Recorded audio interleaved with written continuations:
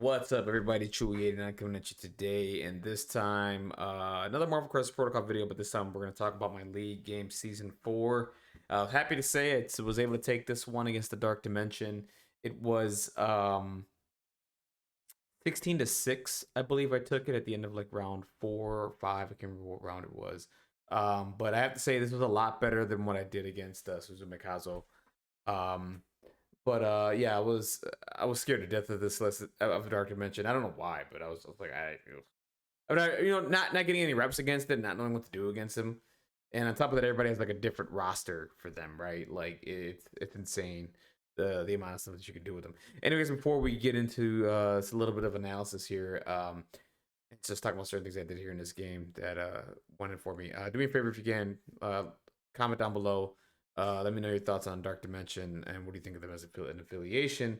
What do you think about my roster choice? And anything about Marvel or whatever, or any critique or anything like this for the video. And again, subscribe to the channel. We'll have more MCP content as I go. Tomorrow's going to be a big day. I'm just going to let you know right now. Tomorrow, we're going to get a document, an article about the changes that are going to be made in the core set. Keep an eye out for that. I will do a reaction to that. I will review it sometime tomorrow whenever that drops. So stay tuned. Subscribe to my channel. You will get that update, okay? Yeah, so let's get into this. So I did change my roster a bit, and let's see if I can go ahead. I think I zoomed in at some point. So this is after 3 weeks of the league. You can change your roster, and I felt like I needed to make these changes. The previous roster I had, it was okay. I wasn't feeling it. I was like, this isn't working for me. Let me see if I can go back a bit here. What I don't change. See, I don't have a great. Well, you can kind of see what's going on here. So what changed for me? I added Doc. I had a Doc Ock. I put in Green Goblin. This time I'm going with leader foes. With Green Goblin. Again, this iteration of Goblin I'm not the biggest fan of. I go back and forth with people, but you know what? He does his thing. I had to add him. I added, like I said, Doc Ock. I mean, I've changed my mind on Doc Ock completely. I think he's a decent 3 threat, a good 3 threat, I should say. And he's not going to change, so that's fine. He's going to stay like this for a really long time, so I can at least get used to him. Until if they ever, make changes to him, which I don't think they ever will. Which is fine. And I do like the fact that he has a throw. He has some range attacks, and also I can play well late plans, which I'm gonna get into in a little bit. The other change I made too, I brought in War Machine.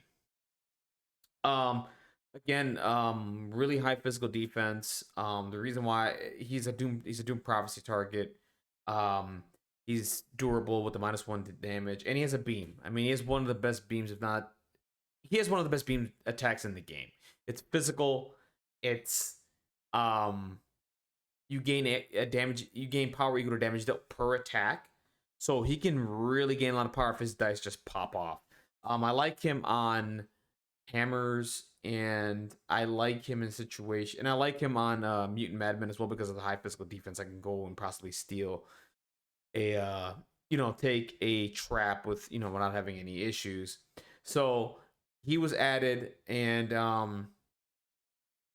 that was pretty much it. I forgot who I took out, but that's who I added. Those are the changes I made. And just I like the changes that I made here. I like this foes list a lot. I'm a huge fan of it. I kept Enchantress. I kept Angela. For those long range. If someone plays like an F map extract, Angela can make a play there. That's pretty good. I like the changes I made. And last night, so my biggest concern for this match was winning priority. Okay, and I ended up winning priority, and I picked Secures immediately. He didn't have any extracts that I liked, but I just did not want him to pick. I didn't want him to pick Secures. He had Demons Downtown and all that stuff, and I wasn't a big fan of that. So same situation. This time a different situation. I got Sword, and then getting Mutant Madman. This time around, I was debating taking Sword, but I just said no this time around because I got Mutant Madmen, and I think foes, Madmen are really strong. On top of that, I have a lot of 4 physical defense models that can go in and do their thing. And I like the 18 points for foes, by the way. I'm a huge fan of 18 points for them. There's a lot of things you can do with it. So I ended up going Mutant Madman here. Okay, and we'll get into the roster selection here in a minute. So I kept going back and forth what I wanted to go at 18, My typical 18 back in the day used to be Venom, Carnage. What was it? Venom, Carnage, Lizard at 11. I would go, yeah, Venom, Carnage, Lizard. There's 11. Where's that? 7. Yeah, 7, 11. Yeah. So I would go this three. I would go Angela at 5 for 16. And then I would either go Nebula or Okoye, depending on how I want to play this. Um, I would normally go Okoye for the bodyguard for Carnage and other models and stuff like that. Or I can just go Nebula if I really want to just, if I want a team that just kills, basically. I mean, I'm basically trying to wipe the board with you with like Carnage and Angela and Nebula and all that. You can pick or choose between the two here. It doesn't matter. It's up to you. It's up to your decision and what the Kieran extract is. Oh, and by the way, so he chose the Montesi formula, which is right down the middle. So you got the 3 books right down the middle. I was happy with that. I was fine with that. I didn't want Research Station at all. Well, maybe I did want Research Station. I'm not sure. Yeah, if I got either one of those two, I was happy with those. They're going right down the middle, and I can set up some, some bowing with Enchantress, or I can set up a beam attack with War Machine pretty easily, especially if they're coming down for the books. So, and what I like about the books is that you can't have more than one. You can only select one, so you can just go get one and go get a trap or whatever the case may be. And I was really happy with that, and honestly, it was an easy placement for me for the trap. So I placed the trap right in the middle. So anyway, let's get into like this. So what I ended up choosing for my 18 points, I was debating, and now notice here, back a little bit. I selected Doc Ock. Originally, I was going to go Doc Ock, Green Goblin, Carnage, Lizard. And for 4, I was going to go Enchantress. Okay. Enough said. Enchantress is really good.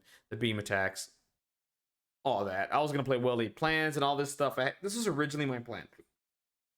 As I kept coming down here and I was thinking about it,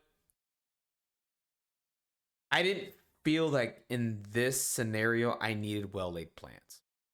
Reason why I'm saying this is because the books, you can only get one. You can't grab multiple. There's only 3. So at most, depending on the situation, if your opponent ends up getting 3 books, which is them most likely, either they have a shenanigan to come down and steal the book, turn 1 from your side, or they can take the medium one with no issues. Normally the game, it's always 2v1 for the books, basically, is what I'm trying to say. Normally it's that. So at most, I'm going to have 2 targets for the books, at most 3, which is not bad. It's cool, but for the 1 point swing, I didn't feel like I needed it. Would it have been cool to use? Would it have been nice? Probably. Was it the right decision? I mean, if there are better players out there than me, I think that's a better decision. Go right ahead, go for it. That I did not make that decision. What I ended up doing here is I ended up changing my mind, and I end up going War Machine, Enchantress, Carnage, Lizard, Goblin. I want the leadership of Goblin.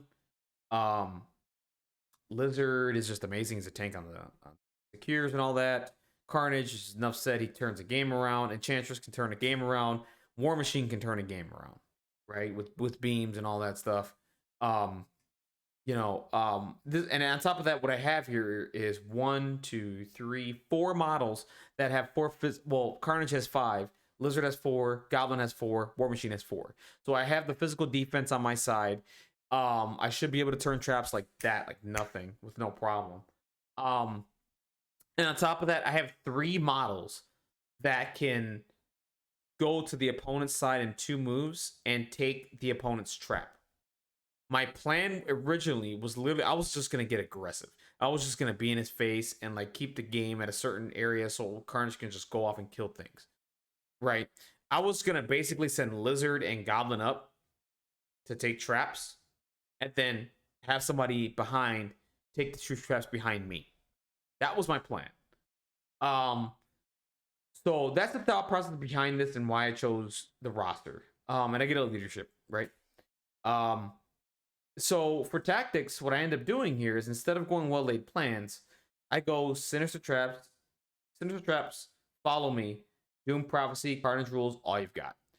These 3 cards here are for basically when I need to close out a game. This is what these 3 cards are for. Follow Me was for if I can maintain priority. Basically, I have a nice plan with it. It was either going to be War Machine or Enchantress. It's going to generate the power. Most likely, it's going to be Enchantress. She can generate the 6 power easily if she can like beam 3 people, which is pretty easy for her to do. She should be able to get to 6 power, play Follow Me into anybody, and then the next character just goes off. That's basically what Follow Me was for. Was like, okay, if I can find a way to get the 6 power, play this, get priority, and start off my next turn and me doing crazy stuff with whoever was there. Doom Prophecy, I love it. Most likely the target is Carnage, like 80% of the time, maybe 90. But the thing here is you can put it on any model here except for Lizard. I'm not putting it on Lizard, but like Goblin is a good target. War Machine's a phenomenal target. He goes up to 9 dice on a beam. Good luck. Carnage is a great target. Don't have to explain it there. And Goblin as well. I have different targets for this card, which is awesome. And it just turns the game around. All you got, I don't have to explain that. But the big change for me was playing Follow Me, and I have Sinister Traps. I don't have to explain it either. I did not play Bitter Rivals. I did not play League of Protectors. I don't have Venom. I didn't play Well-Laid Plans. I don't have Doc Ock. I didn't feel like it was necessary for this specific scenario. Okay. And now we get to the game, right? So we go ahead. I'm going to show you right now. War Machine is basically hovering the middle. Enchantress is basically going to hover the middle. I have Goblin, so look at how I have this set up already. Remember what I told you in the beginning. When I have 3 models that can go to the opponent's side of 2 walks and take traps, okay? I go Goblin here, Lizard here. I'm already planning on taking his traps. I'm going to do it. I just don't care. If I can get people to distract, to focus on Goblin and Carnage early, I'm fine with that for a time being. And basically, I wanted to get a point swing dominating the traps, right? Because let's say if you can hold 3 traps and get 1 book, you're at 4 points. If they can hold 1 trap and get 1 book, that's 2 points for them. Or if they get the second book, it's 3. So I want the point advantage. That's the whole point of it, right?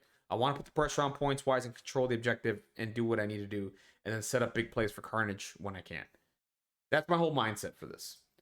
So notice I probably put War Machine out too far, but the thing is, depending on where the game went, I either want him to go in the middle or out here to the trap to take the trap, basically. Because Lizard, I was gung-ho on him going up there and taking that trap. War Machine, I was like, okay, come behind, take that. Or if the action's not here and it's not a player anymore, get to the middle, and you and Enchantress just have a good time beaming everybody, okay? So maybe I should have played War Machine a little closer to the middle, but I'm not sure yet, right? So I place Carnage over here. Carnage is not going to go out here and take that trap. I'm telling you right now that he is not doing that. I'm playing him as safe as possible. I end up putting him back here to get this trap later on. Goblin goes up here and does that. So I'll show you this in a second. So we place everything since the trap goes on the middle. You notice that, right? Trap goes to the middle. Typical play. Now, he has to make a decision on who comes up and pops that trap. And it is what it is. That's what I'm waiting for. Or if nobody pops that trap, Enchantress does it. So what I mean by that is Enchantress, whoever gets within range 3, which is somewhere over here-ish, on 2 moves, I should be able to push somebody onto the trap, get them within 2, blow it up, and push them out into oblivion, basically, on out of the game. For the time being, right? And force them to make decisions. So, turn 1, I get aggressive. I start with Goblin instead of Lizard, which right now I'm not concerned with losing Goblin because right now I'm not the biggest fan of the leadership. It's fine but I just hate spending the power. If he dies, it's like whatever. It is what it is. If he can focus on Goblin, that's fine. I want to get people up here to start targeting and putting the pressure on a trap in one of these 2 areas so that he can focus on, so the opponent can focus on one of the models. That was the whole point of this. So I end up getting the trap rather easily. It's mine. So this is what was really cool here. So his list right now is Magic, because Magic's allowed to be playable right now. Dormammu, Baramordo, Dr. Voodoo. Voodoo's awesome. You're gonna notice what he does here in a second. Um, so he ends up taking a move action because I end up staying out of 3, so he can't attack me. So he has to do a move action no matter what. So he ends up doing a move, and I end up blocking 1. He ends up doing. I don't remember here what happens. I block 1. He does 1. Let's see what happens here. Get the results are here. What is he? No, here's my block. I'm sorry. Here's my block. I apologize. I think that was my dice from before. Sure. Let's see what happens. Let's see if I can back up a couple seconds here. It looks like because Voodoo moved. And I believe that's an attack. I believe that's an attack. The whole point here is, yeah. Yeah, because Goblin took a damage. I'm sorry, the rolls are getting a little screwed up here. So what he ends up doing is he ends up giving because with the affiliation of the Dark Dimension, he gets an extra power. He was able to pump dice into Voodoo and able to do an attack on the Goblin, and he did like 1 damage, and he rolled a failure. He ended up getting to 4, or 5 or something like that. I don't remember what happened here, but he had to have gotten to 5 power with that. Reason being is what he ends up doing is he ends up putting the Brother Daniel token onto Goblin, so I can't contest or secure the objective, and he ends up paying the other power to roll for the trap, which he ends up rolling a hit for and ends up getting the trap. And I'm like, okay, well played there. Really smart stuff. Yeah, because he has like 1. He ended up rolling something really nice. I forgot what it was. He might have gotten I don't know. I don't remember what happened here. We might need to I might need to revisit that at some point in time when I watch this game and see if he was able to get that power, because then that trap should have been mine for the entire time. But I think he ended up getting the power to do what he needed to do. So his turn finishes, and I'm like, okay, he didn't go for any of the books, didn't do anything. I believe. Take a look. That was Dr. Voodoo done. Guess the trap. I don't have anything back here. I'm contemplating getting back here and taking that with Lizard, I think. I don't. I play it safe, which I think was the right decision. And reason being is like, okay, if I can force the action over here and keep Lizard by himself over here, I can take these 2 traps with no problem. Right? I just need to take the 1 for now and just chill out. Right? So that was my thought process. And not get too far up so that, Dormammu could come in and just whatever. If somebody comes this way and comes at him, I'm fine. That's the whole point. That basically is in my gameplay with Enchantress. So I'm fine with this. I kind of stay there. I get the trap. Lizard's done. From here, he goes down with magic. Spends a power, takes the trap, which is fine. He gets it.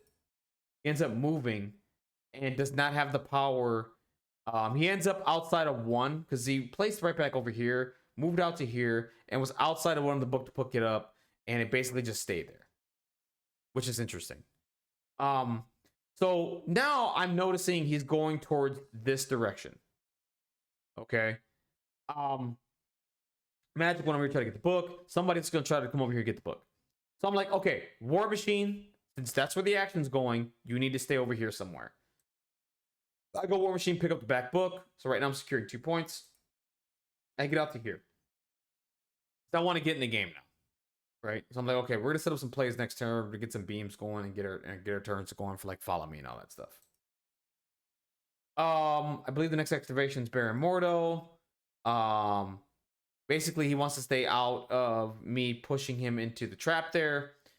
And he successfully does. He stays out of 3 here. Doesn't get attack off or anything like that. I think I start my turn here. I go with Carnage. And basically make Carnage as safe as possible outside of 1. and basically within one move to take this trap next turn if I can. I don't want Carnage anywhere near any of this right now. Right? I don't want to feed him Carnage for no reason. On top of that, I don't get priority next turn. Keep that in mind. So that happens. He ends up coming with Dormammu. Dormammu gets a book. And basically, and I'm telling you right now, for the life of me, every time I play against Dormammu, I'm rolling him failures. I'm rolling him failures. That's what I do. He ends up dazing Green Goblin beginning of the turn. I was like, well, that sucks. Well, not beginning of the turn. He dazes Green Goblin. I'm like, okay, whatever. As long as it's not Carnage and my powerful pieces, I'm fine. It sucks. But it is what it is. Okay, it is what it is. So he ends up doing it with Dormammu. Picks up the book. He doesn't get any power for saps or anything. Now this is huge. He gets no power for saps, nothing. So I wonder what he ends up doing here. Oh, I think I know what I end up doing here.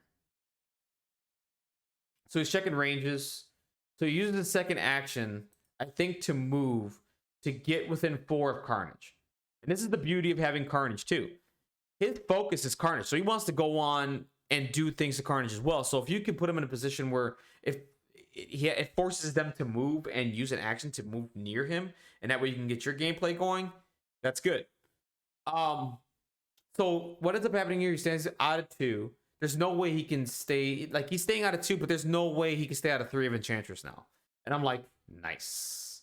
So this was an easy decision for me. So right now, no book is picked up. I have a book. I have 2 traps. He has 2 as well. I come up, foul Dormammu out that way, make it harder for him.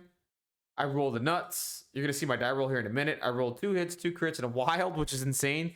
I end up doing 5 damage to Dormammu and push him out of here. Now that gives Dormammu 5 power. But the whole point is that Dormammu is now out of the game or out of reach of Carnage, which is great.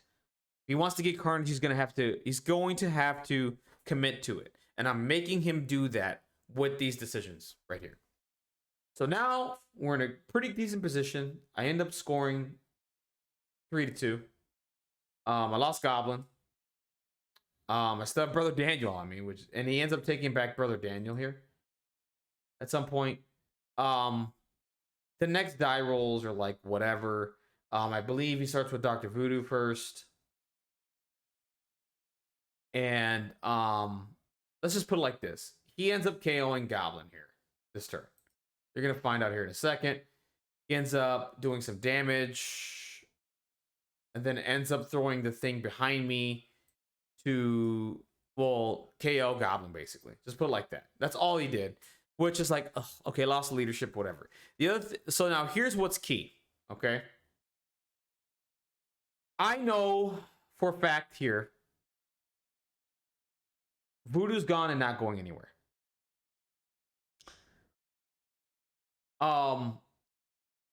Mordo hasn't gone or done anything here. Magic hasn't gone yet. So I need to force Magic into this area so I don't have to overly commit Enchantress to set up like a beam. Granted, one move does it. All I have to do is move one time and bow Magic in or whatever. But the thing is, I don't have enough power to do both right now. So what I end up doing here is I go with Carnage. I go and do 1 attack. I believe into Voodoo. Yeah, I believe I do damage into Voodoo. I gain, I think, through 3 power here or something like that. I don't remember what I did. I end up rolling for the trap. So I can get the trap. Because nobody else can get... right now, nobody else can get this trap. So I rolled dice, and this is what I rolled. 3 blocks, a failure, and a blank. So I don't get the trap at all. He keeps the trap, and I'm like, this is dumb, right? So luckily, he ends up moving in Magic. Okay, and I'm like, okay, good. As long as Enchantress survives here, I'm in a really, really good position. I have 2 beam attacks here. Okay? And I'll show you here in a second what I mean by that. So I also need to get a follow me off, which will end up netting me priority if I don't daze anybody, right? or anybody that hasn't activated yet. So he goes, moves magic.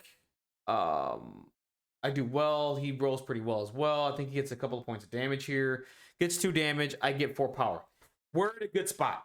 Now look at where Magic, Dr. Voodoo, Mordo is. One move. All I got to do is bow 1 or 2 people. I get the power. I get follow me, and I do my thing. Here's the issue that I was having. I wanted... The reason why I could not do this with Enchantress first, I had nobody on the point. So War Machine wasn't in a position to move once, attack, and then go for the point. You get what I'm saying? So I would have had to have moved twice, and I didn't want to do that. I wanted War Machine to go off a bit and get a little bit of power and then go for the point. That's what I wanted here. So I end up going with Enchantress first, and you're gonna notice what I'm gonna do here. So I'm like, again, I'm measuring. I can't get to the point. I'm like, I can't go with I can't go with Enchantress first. I can't go with Enchantress first, then go into War Machine. I have to go War Machine first, then go into an Enchantress. So what ends up happening here is I need 5 power for the beam. Okay. So let's go back. I activate War Machine. I get within 3. I get Mordo and I get Magic. Okay. If anything, I should be netting 2 to 3 power off of Mordo with his 2 physical defense dice. So which ends up happening. I end up doing some damage here. He rolls nothing. I get 2 hits. I get 2 power. Okay. All I need is from here 3 damage, right? I'm sorry, I need I need 3 damage. So I end up doing an attack into Magic. I end up pelting in 3 damage or 3 or 4 damage into Magic. I forgot what it was. I think it was 4 damage into Magic. Yeah, 4 damage. He rolled nothing. We're in a good spot. I followed me into Enchantress. I end up bowing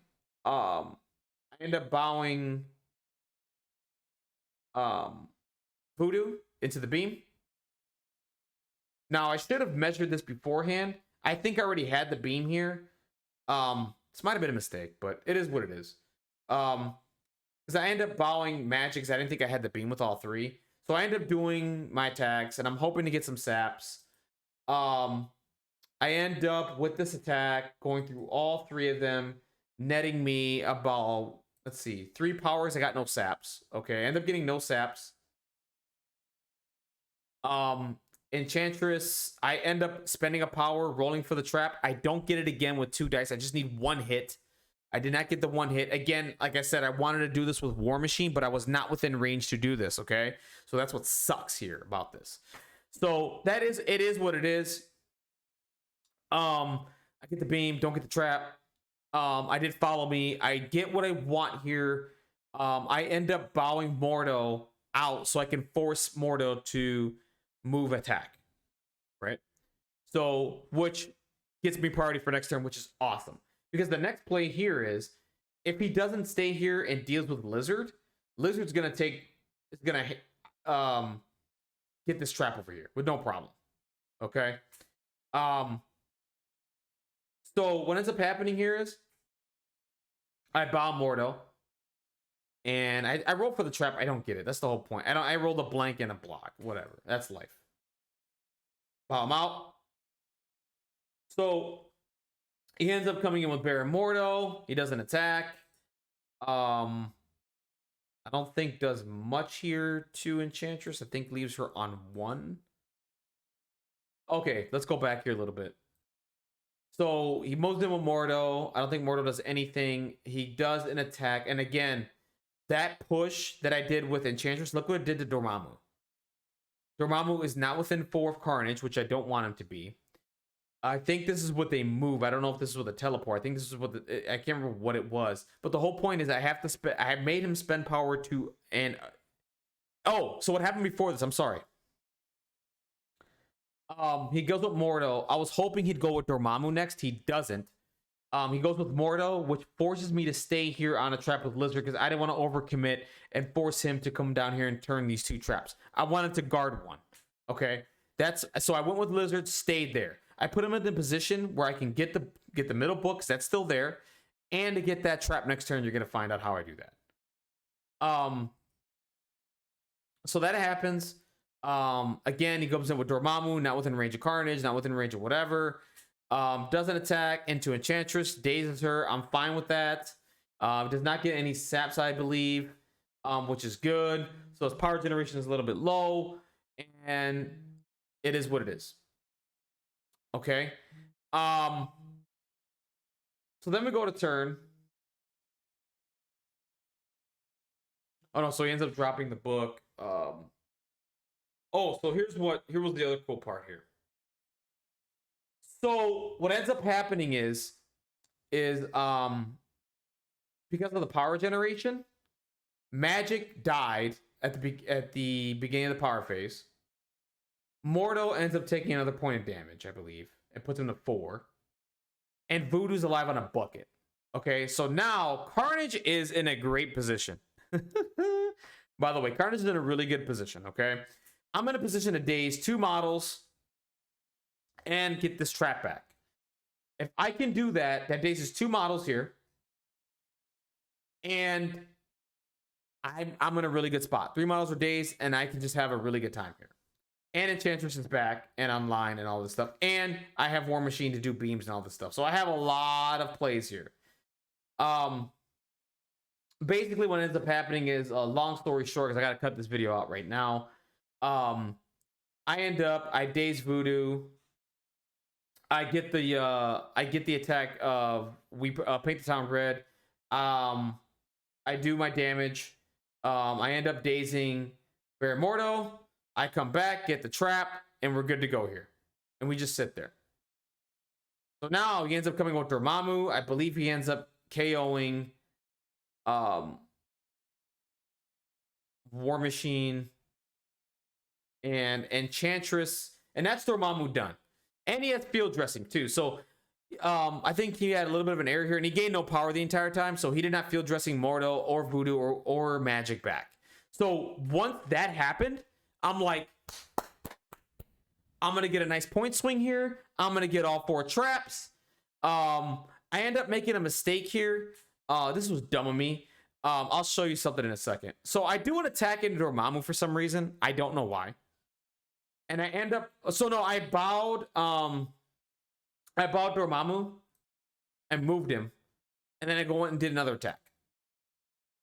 For some reason. I did not go out and get this book. What I should have done was bowed, 1 attack, come out, pick up book. That's what I should have done and gotten an extra point. I did not do that. I don't know why. Tunnel vision. So what I end up doing here is, now that everybody's activated, he can't field dressing anybody in. And now Lizard gets to play and get the trap. So I come up, get the trap, run back out to here, pick up the book, and that leads into a 6-point swing for me, which puts it 11-5. And basically next turn, Enchantress gets KO'd, Carnage gets dazed. And again, so notice my cards that have not been activated yet. I have not activated Doom Prophecy. I have not activated Carnage Rules, and I have not activated All You've Got. And Carnage is still healthy round 3. Turn 4, he ends up dazing Carnage. I end up getting priority, basically. And Carnage, I have all these cards, and he can't stop me, basically. He can't stop me. So anyways, guys, that's it for me. Sorry, it's a long video. It's about like 30 minutes long. I'm not going to post this video. What happened was, for some reason, my stupid OBS was recording all night, so it's a 14-hour video. I cannot post this. I don't feel like cutting it down. So I just wanted to give you my thoughts and a little bit of analysis into this matchup, and I hope it helps whoever's playing Spider-Foes out there or playing against Dark Dimension. Little decisions that I made here that helped me win this game. And Lord of, I believe his name is Hand of Thrawn in Discord. He played really well. There was a few things he could have done differently. I think that would have turned the game around for him, but I don't think I gave him really good decisions. You know what I mean? I think I did things in a certain way that made his decision making different. If that makes sense. So his approach to the game was different. Um, the way I was playing it. So, anyways, guys, that's it for me. Let me know your thoughts down below. I know this is a long video, but if you can get through it, promise me, I promise you, you'll enjoy this and you'll get to see the mindset I have as a Spider Foes player and going into this matchup. But yeah, I ended up taking a 16-6. Right now I'm 3-1. I love the decisions I make. I love the cards that I chose. Follow me. I'm a big fan of it. Doom Prophecy is a Spider Foes card, hands down. Carnage Rules is an amazing card to play with Carnage. He's gonna get the 4 power, no problem. And Sinister Traps is self-explanatory. That's it for me, guys. Remember, do me a favor if you can, dislike the video, comment down below, give me your thoughts on on what happened here. I wish I could show you the rest of it. It's, I'm running on time here. I gotta go take care of something, and I mean, this is pretty much all I wanted to talk about. The rest of the stuff is like whatever. Oh, before I go, let me show you this crazy play I had here with Lizard, okay? So I'm just gonna get through this as fast as I can. Now, look at the situation here. Dormammu activated turn 4. Dazed Carnage finally after 4 turns. And KO'd Enchantress. Now, I have a decision to make here. This is actually important. So I need to make sure I hold my points, right? I need to make sure I get some points so next turn I can win. Like I said, next turn I have Doom Prophecy online. All you've got Carnage Rules. I should be able to daze and kill all these models in this area and win the game with Lizard with no problem. The thing is, I need the points, right? I need to secure 5 points to win the game. Okay? So I need to do something here to mitigate him flipping traps. Okay? So what I end up doing here is I end up going up with Lizard, and this is a crazy play. You're going to watch this. You're going to love this here in a minute. I go up with Lizard. My thought process, I could have just ran back here and held the point if I wanted to. That probably would have been the smarter play. That way I can hold on to 2 points and go to 13, and then next turn go to and earn my points for the win next turn. I didn't want to do that. What I wanted to do here was I wanted to force him. I was hoping to at least KO or just KO one of these models, right? The other thing is too, if I keep the match here, he has to make a decision on me to, if he wants to go up in points, force him to attack Lizard to try to take this book and keep him here. That was my thought process. The smarter play should have been to move back to a point and hold it, but that's fine. I took a gamble here and it paid off. Let me just show you these die rolls here. So I end up rolling 3 hits, 3 crits, a wild. So that's 7 die. That's 7 damage. This is on to magic. So this kills magic. This is insane right now. This kills magic. So I'm taking away an activation. He ends up playing Recalibration Matrix. I rerolled everything. I believe it was the same result. I end up KOing magic. I go into Mordo next. Rolled 4 hits. He blocks 1. 4. That was enough to KO Mordo. Okay? So that was enough to KO Mordo. Done. Next attack, Voodoo. I end up doing 3 damage to Voodoo, and basically this is game. Right now, his only activation left is Dr. Voodoo. Even if he were to KO, even if he were to daze Lizard, and even if he were to do Brother Voodoo, take the point, whatever, he can only get to 1 trap, maybe 2. If he does, it prolongs the game for 1 more turn. But like I said, look at everything that I have: Carnage Rules, Doom Prophecy, all you've got ready to go. He's not escaping that, and I win the game anyway. But yeah, that was a huge play that turned the game around. I needed that in the worst way. Now that I think about it, if that doesn't happen, he goes and starts flipping traps around, and the point swing goes back in his favor. Then I have to figure it out and get the points on my side and all this other nonsense. But anyway, guys, now that's it. Now that's the end of the video. I had to show that crazy play with Lizard that locked in the game for me. Love it. Love it every minute of it. Anyways, guys, like I said, dislike the video, comment down below, give me your thoughts. And till the next video. Tomorrow will be the core set reveal. So anyways, guys, that's it for me. Have a wonderful day. Like I said, dislike, comment, subscribe. I will have more MCP content. Have a wonderful, blessed day.